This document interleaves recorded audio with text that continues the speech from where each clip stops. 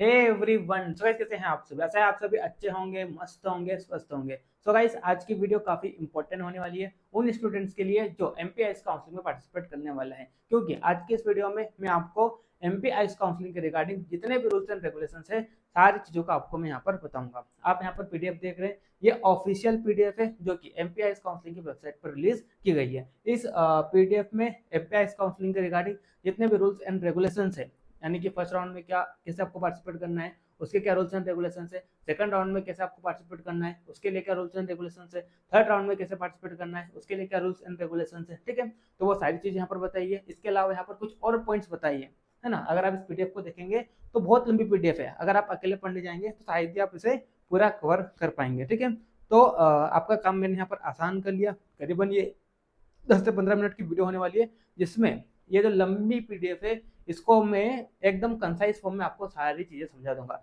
जो जो अभी इंपॉर्टेंट पॉइंट्स आप सभी के लिए, वो सारे पॉइंट्स को आज की इस वीडियो में यहाँ पर कवर करूंगा। ठीक है, तो चलिए टाइम को ज़्यादा वेस्ट नहीं करते हुए टॉपिक को हम स्टार्ट करते हैं। उससे पहले अगर आप में से किसी को मेरे से पेड काउंसलिंग लेना हो तो ये मेरा नंबर है ना। ये मेरा नंबर है, मेरा नंबर आपको वीडियो की डिस्क्रिप्शन में भी मिल जाएगा। ठीक है, तो ये मेरा नंबर है, इस नंबर पर आप मेरे को कांटेक्ट कर लीजिए, है ना। अगर किसी को काउंसलिंग के रिगार्डिंग कोई दिक्कत हो रही है या डाउट है कि कैसे मेरे को काउंसलिंग करानी है, तो मेरा एकदम मिनिमल चार्ज है। अगर आपको मैं चार्ज बताऊं तो 1500 रुपये मेरा चार्ज है, जिसमें मैं आपको कंप्लीट गाइड कर दूंगा। अगर किसी स्टूडेंट्स को मेरे से ही फॉर्म फिलअप कराना है तो उसका मेरा चार्ज टोटल है 2000 रुपये, है ना। आपको 2000 रुपये देना है, आपका मैं फॉर्म भी भरूंगा, आपको मैं गाइड भी करूंगा और हर राउंड के आपकी मैं चॉइस फिलिंग भी करूंगा। ठीक है, चलिए, तो इसलिए इस तरह से थोड़ा सा प्रमोशन करते हुए अब हम क्या करते हैं, वीडियो में आगे बढ़ते हैं। ठीक है, तो आप यहाँ पर देख सकते हैं, यहाँ पर कुछ पॉइंट दिखाई दे रहे हैं आपको। ये पॉइंट तो हालांकि आपके लिए यहाँ पर इंपॉर्टेंट नहीं है। ये जो 2.6 वाला पॉइंट दिखाई दे रहा है, यहाँ पर आपको ये जो प्रवर्ग दिखाई दे रहा है, इस शब्द को लेकर कई सारे स्टूडेंट कंफ्यूज होते हैं कि आखिरकार ये प्रवर्ग का मतलब क्या होता है। ठीक है, तो इसको आप समझिए। प्रवर्ग प्रवर्ग का मतलब होता है, प्रवर्ग का मतलब होता है इंग्लिश में कैटेगरी। कैटेगरी बोले तो जैसे कि बात करते हैं जनरल, है ना, EWH, OBC, SC और ST, ये इसे क्या कहते हैं, इसे कैटेगरी बोलते हैं, यानी कि प्रवर्ग। ठीक है, समवर्ग, समवर्ग आपको यहाँ पर शब्द दिखाई दे रहा है 2.7 पॉइंट में। तो समवर्ग का मतलब क्या होता है? समवर्ग का मतलब होता है सब कैटेगरी, है ना। क्या होता है सब कैटेगरी? सब कैटेगरी बोले तो जैसे कि अगर कोई स्टूडेंट क्या है, फिजिकली वीक है, तो उसके लिए क्या बनता है, PWD सर्टिफिकेट, और उसको भी अलग से यहाँ पर रिजर्वेशन मिलता है। ठीक है, अगर किसी स्टूडेंट्स के पूर्वज क्या रहे, फ्रीडम फाइटर रहे हैं, तो उसको फ्रीडम फाइटर का बेनिफिट मिलता है ना। अगर कोई स्टूडेंट के पापा क्या है, आर्मी में, आर्म फोर्स में, तो उसको भी यहाँ पर सैनिक कोटा का बेनिफिट मिलता है। ठीक है, तो इस तरह से अगर मान लो कोई फिजिकल वीक है तो PWD सब कैटेगरी लगेगी। अगर किसी के फैमिली में कोई फ्रीडम फाइटर रहा है तो उसको उसकी कैटेगरी FF यानी कि फ्रीडम फाइटर वाली क्या लगेगी, सब कैटेगरी लगेगी। अगर किसी की पापा क्या है, आर्म फोर्स में, तो उसको ही सब कैटेगरी SQ यानी कि सैनिक कोटा वाली लगेगी। ठीक है, तो इस तरह से जो PWD, फ्रीडम फाइटर, सैनिक कोटा, इसे हम क्या कहते हैं, इसे हम सब कैटेगरी कहते हैं। ठीक है, चलिए, तो समझ गए होंगे आप। प्रवर्ग, प्रवर्ग का मतलब क्या होता है? प्रवर्ग का मतलब होता है आपकी कैटेगरी, और समवर्ग का मतलब आपकी सब कैटेगरी, यानी कि PWD, फ्रीडम फाइटर, सैनिक कोटा, ये सब क्या कहते हैं, सब कैटेगरी। ठीक, चलिए फिर आगे हम बढ़ते हैं, है ना, आगे हम बढ़ते हैं। हाँ, आगे अगला जो इम्पोर्टेंट पॉइंट है वो है आरक्षण को लेकर। आरक्षण को लेकर आप सभी जानते हैं अलग अलग कैटेगरी के यहाँ पर गवर्नमेंट ने आरक्षण दिया गया है। ठीक है, तो जैसे कि बात करते हैं, जनरल, जनरल को तो कोई आरक्षण नहीं मिला है ना। EWS की बात करते हैं, EWS को 10% का आरक्षण मिला है ना। OBC की बात करते हैं, OBC को 27% का मिला है। SC की बात करते हैं 14% का, ST की बात करते हैं 20% का। ठीक है, इस तरह से यहाँ पर अलग अलग कैटेगरी को अलग अलग रिजर्वेशन दिया है किसने, गवर्नमेंट ने। ठीक है, तो वो पॉइंट यहाँ पर कवर किया है। आगे आप बात करिए, आगे आप देखिए पॉइंट जो कि है दिव्यांग। दिव्यांग यानी कि PWD यानी कि जो मान लो स्टूडेंट क्या है, फिजिकली वीक है। ठीक है, और अगर आप जो भी रूल्स एंड रेगुलेशन है किसके, PWD सर्टिफिकेट के, उसके अंतर्गत आ रहे हैं, तो आपको जरूर PWD सर्टिफिकेट बनाना है, क्योंकि आपको एक्स्ट्रा 6% का यहाँ पर क्या मिलेगा, रिजर्वेशन मिलेगा। ठीक है, फिर अगर मान लो किसी के फैमिली में कोई फ्रीडम फाइटर रहा है तो आपको फ्रीडम फाइटर सर्टिफिकेट बना लेना है। अगर किसी के पापा आर्म फोर्स में है ना, आर्म फोर्स में कि या तो वो नेवी का हो सकता है, ठीक है, या वो एयर फोर्स का हो सकता है ना, या वो थल सेना का हो सकता है, जो भी हो, ठीक है, तो आपको भी सैनिक कोटा का सर्टिफिकेट बनवा लेना है, क्योंकि यहाँ पर इन दोनों सब कैटेगरी वाली कैंडिडेट्स को क्या मिलेगा, 3% का एक्स्ट्रा रिजर्वेशन मिलेगा। ठीक है, चलिए अब हम आगे बात करते हैं, है ना, अब हम आगे बात करते हैं। हाँ, जाति प्रमाण पत्र देखिए आप, देखो यहाँ पर देखिए जाति प्रमाण पत्र के बारे में क्या बोला गया है। जाति प्रमाण पत्र के बारे में यहाँ पर ये बोला गया है कि आपका जो कास्ट सर्टिफिकेट है, आपका जो कास्ट सर्टिफिकेट है ना, कास्ट सर्टिफिकेट है, ये आपका 1 साल से पुराना नहीं होना चाहिए। 1 साल से पुराना पुराना नहीं होना चाहिए, यानी कि एकदम लेटेस्ट आपका क्या होना चाहिए, कास्ट सर्टिफिकेट होना चाहिए। ठीक है, चलिए फिर आगे हम बढ़ते हैं, है ना, फिर आगे बढ़ते हैं, आय प्रमाण पत्र की बात करते हैं, है ना। आय प्रमाण पत्र की बात करते हैं तो ये भी 1 वर्ष से अधिक पूर्व का नहीं होना चाहिए। ठीक है, फिर आगे हम बढ़ते हैं, है ना, फिर आगे हम बढ़ते हैं। ठीक, अब आगे यहाँ पर क्या बोला गया, हाँ यहाँ पर देखो 5.8 पॉइंट देखिए, यदि किसी प्रवर्ग में सैनिक संवर्ग, स्वतंत्रता संग्रामी, सेनानी, दिव्यांग तथा महिला संवर्ग में रिक्त सीट पर आवंटन हेतु योग्य उम्मीदवार उपलब्ध नहीं होता है। अच्छा, ये तो सीट कन्वर्जन की बात है। देखो यहाँ पर सीट कन्वर्जन की बात हो रही है। अब इसको मैं एक एग्जांपल से आपको बताता हूँ, सीट कन्वर्जन कैसे किया जाता है। जैसे कि मान लो आप सभी को पता है कितनी कैटेगरी है, जैसे बात करें जनरल, है ना, ईडब्ल्यूएस, फिर ओबीसी, फिर एससी और फिर एसटी। ठीक है, तो सीट कन्वर्जन कैसे होगा, सीट कन्वर्जन नीचे से ऊपर की ओर होता है। जैसे कि बात करते हैं, मान लो एसटी कैटेगरी की कितनी सीट है, 200 सीट है, लेकिन एसटी कैटेगरी वाले कैंडिडेट कितने, मात्र 180 है। ठीक है, तो 180 तो 200 में से क्या कर लेंगे, सीट को रिजर्व कर लेंगे, है ना। बाकी जो 20 सीट बचेगी तो इसमें एडमिशन कौन लेगा। तो सीट कन्वर्जन कुछ इस प्रकार से होता है, अगर मान लो एसटी कैटेगरी वाला कोई कैंडिडेट नहीं मिलता है तो फिर इसकी सीट एससी को दी जाती है ना। अगर मान लो एससी में भी नहीं मिलता है तो ओबीसी के द्वारा भरी जाती है। अगर ओबीसी वाला कैंडिडेट भी नहीं मिलता है तो ईडब्ल्यूएस, और अगर ईडब्ल्यूएस वाला भी नहीं मिलता है तो जनरल कैटेगरी वाले कैंडिडेट के द्वारा एसटी की सीट भरी जाती है। ठीक है, तो इस प्रकार से यहाँ पर सीट कन्वर्जन की बात की गई है। इसको मैंने आपको एक शॉर्ट एग्जाम्पल में यहाँ पर बताया हूँ। ठीक, चलिए फिर आगे हम बात करते हैं। हाँ, आगे यहाँ पर क्या बोला गया, सेंट्रलाइज्ड काउंसलिंग द्वारा ऑल इंडिया कोटे की सीट्स नहीं भरने की स्थिति में रिवर्टेड सीट्स को स्टेट कोटा में शामिल कर स्टेट लेवल काउंसलिंग के माध्यम से, हाँ यहाँ पर ये बोला गया है कि ऑल इंडिया कोटा, एमपी के जो जितने भी प्राइवेट कॉलेज है, और अगर आप अदर स्टेट के कैंडिडेट हो तो आप ऑल इंडिया कोटा की काउंसलिंग में क्या करोगे, पार्टिसिपेट करोगे। ठीक है, और ये जो ऑल इंडिया कोटा की जो काउंसलिंग होगी, तो इस काउंसलिंग में एमपी के जितने भी प्राइवेट कॉलेज हैं उनकी 15% सीट जो है वो इस काउंसलिंग के द्वारा भरी जाएगी, और इसमें जितने भी अदर स्टेट के कैंडिडेट हैं वो क्या करेंगे, पार्टिसिपेट करेंगे। ठीक है, तो इसके कितने राउंड होंगे, इसके 2 राउंड होंगे, है ना। एक फर्स्ट राउंड होगा, फिर उसके बाद क्या होगा, सेकंड राउंड होगा। फर्स्ट और सेकंड राउंड होने के बाद भी अगर मान लो इस काउंसलिंग की सीट क्या होती है, वेकेंट रह जाती है, तो फिर ये वेकेंट सीट स्टेट काउंसलिंग में ली जाएगी, और वो फिर सीटें स्टेट काउंसलिंग के द्वारा भरी जाएगी। ठीक है, चलिए अब हम आगे बात करते हैं, ठीक है। अब यहाँ पर एलिजिबिलिटी की बात की गई है ना। आगे यहाँ पर क्या बात की गई है, एलिजिबिलिटी की, क्या आप नीट काउंसलिंग अगर आपको करानी है तो उसके लिए क्या एलिजिबिलिटी है। तो पहली एलिजिबिलिटी तो आप सभी को पता है कि आपको क्या होना है, नीट क्वालिफाई होना मस्ट है ना, नीट क्वालिफाई होना मस्ट है, पहले तो ये। दूसरी ये है कि अगर आप जनरल कैटेगरी के कैंडिडेट हो तो आपके 12वीं में मिनिमम 50% होना चाहिए, और अगर आप ओबीसी, एससी, है ना, और एसटी कैटेगरी वाली कैंडिडेट तो आपके मिनिमम 40% ट्वेल्थ में होना चाहिए विथ पीसीबी सब्जेक्ट। ठीक है, अगर कोई स्टूडेंट बीयूएमएस में एडमिशन लेना चाहता है ना, तो 10वीं या 12वीं में आपने क्या करना है, 10वीं या 12वीं में आपको उर्दू, फारसी या अरबी, किसमें, उर्दू, फारसी या अरबी, इन 3 सब्जेक्ट्स को आपको क्या करना है, पास करना है।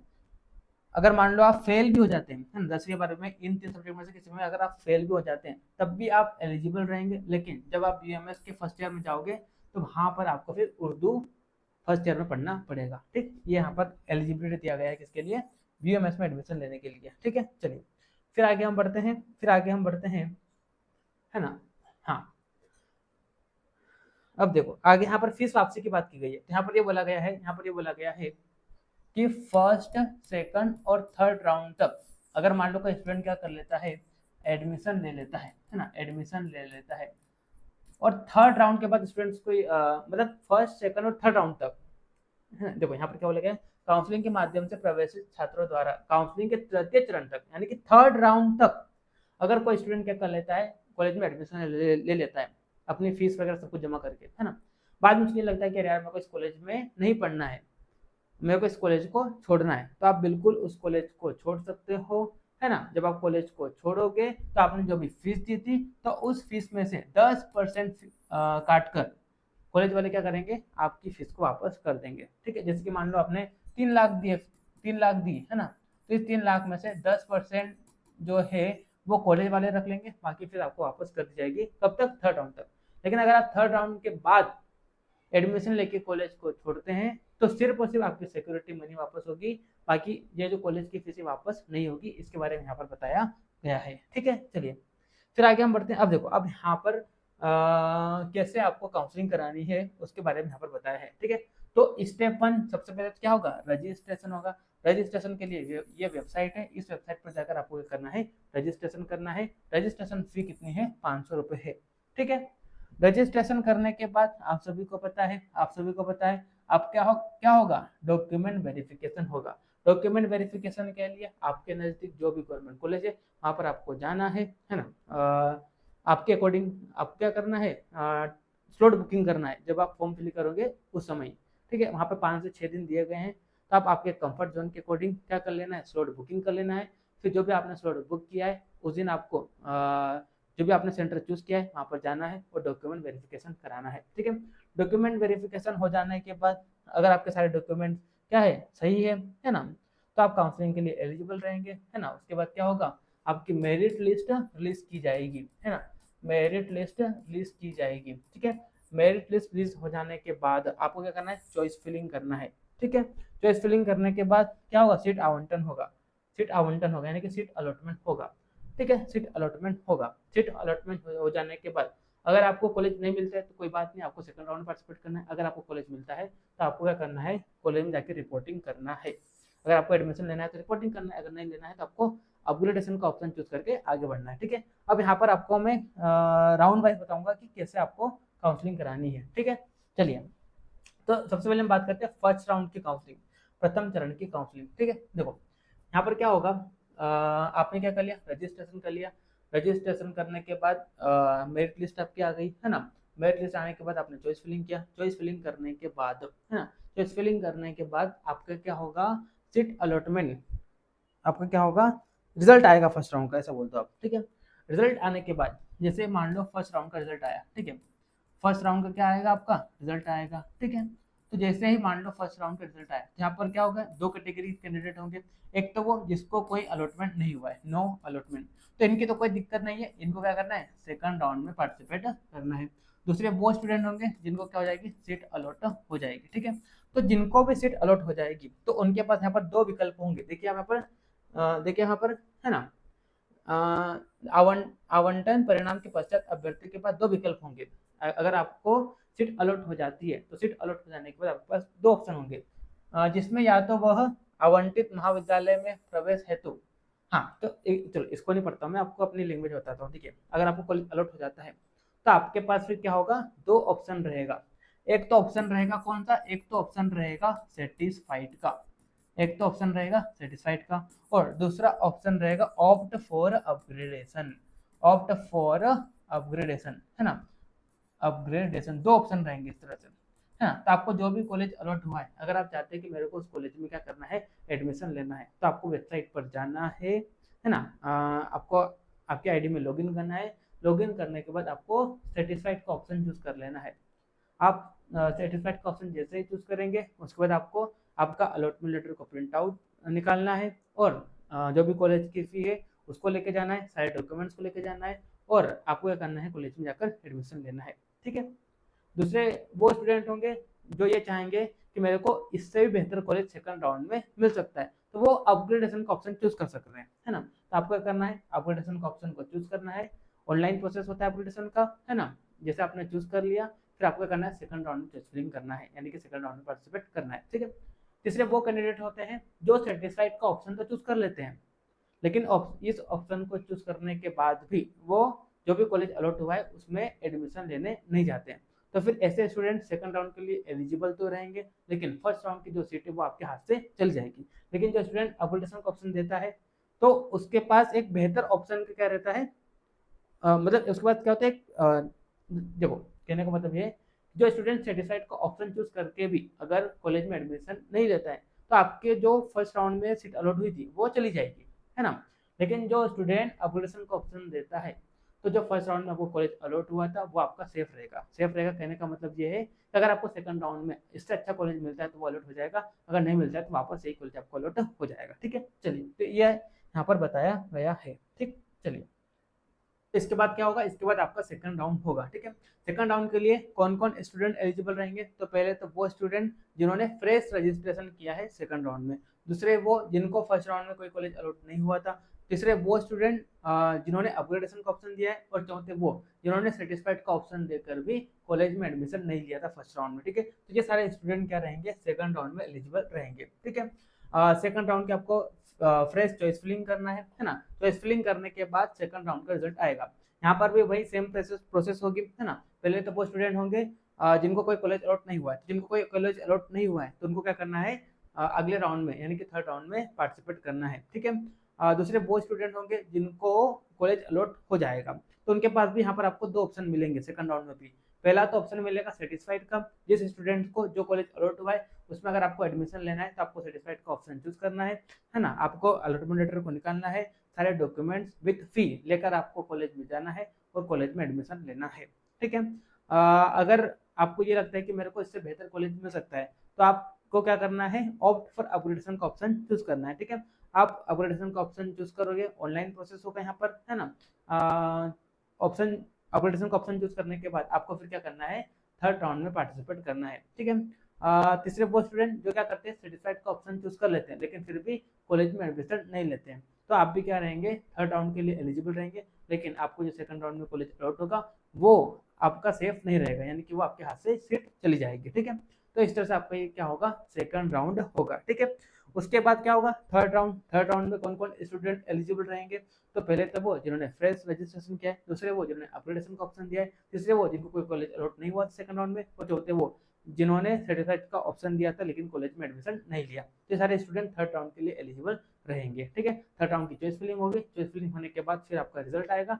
रिजल्ट आने के बाद आपको क्या करना है, आपको वहाँ पर एडमिशन लेना है। अगर आपको कॉलेज अलॉट हो जाता है तो आपको एडमिशन लेना ही है। यहाँ पर फिर अपग्रेडेशन का ऑप्शन आपको नहीं मिलेगा। और जिस स्टूडेंट्स को कोई कॉलेज अलॉट नहीं हुआ है तो उसकी कोई दिक्कत नहीं है, अगले राउंड में आपको पार्टिसिपेट करना है। लेकिन जिसको कॉलेज अलॉट हो गया है तो थर्ड राउंड के बाद कोई अपग्रेडेशन का ऑप्शन नहीं है, जो आपको कॉलेज अलॉट हुआ है उसमें आपको एडमिशन लेना ही पड़ेगा। ठीक है। इसलिए थर्ड राउंड थोड़ा क्या हो जाता है, रिस्की हो जाता है ना।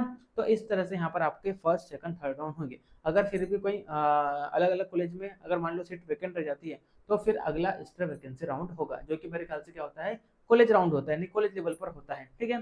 तो इस तरह से पूरा काउंसलिंग होता है किसका, MPIS काउंसलिंग का। और मैंने आपको यहाँ पर डिटेल में सारे रूल्स एंड रेगुलेशन यहाँ पर समझा दिए हैं। आप जैसे इस PDF में थोड़ा नीचे आएंगे तो आपको यहाँ पर कई सारे प्रारूप मिलेंगे, है ना। प्रारूप मिलेंगे जो कि आपके लिए इंपॉर्टेंट नहीं है, या तो मैं अलग से उसके लिए यहाँ पर वीडियो बना दूंगा। ठीक है। चलिए, तो मिलते हैं नेक्स्ट वीडियो में, तब तक के लिए okay bye, see you again.